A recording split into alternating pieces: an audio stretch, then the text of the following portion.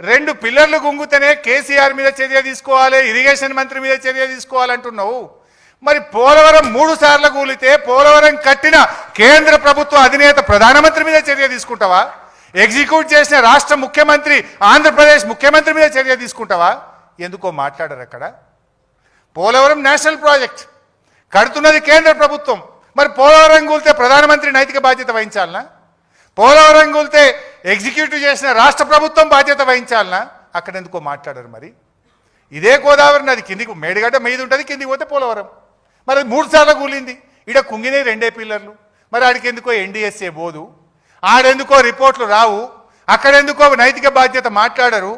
ఇదంతా రాజకీయ కుట్రతోని 2 పిల్లర్లు గుంగితే ఇంత కథ చేస్తారు. గుంగితే కేసీఆర్ది తప్పు, హరీష్ రావు తప్పు అంటున్నావు. మొత్తం ఎస్ఎల్బీసీ కొట్టుకుపోయింది, ఎస్ఎల్బీసీ కుప్పకూలింది, 6 శవాలు బయటకు రాలేదు. దానికి ఈ రిపోర్టే బేసిస్ అనుకుంటే రేవంత్ రెడ్డి, ఉత్తమ్ కుమార్ రెడ్డి కూడా బాధ్యత వహించాల్సి ఉంటుంది.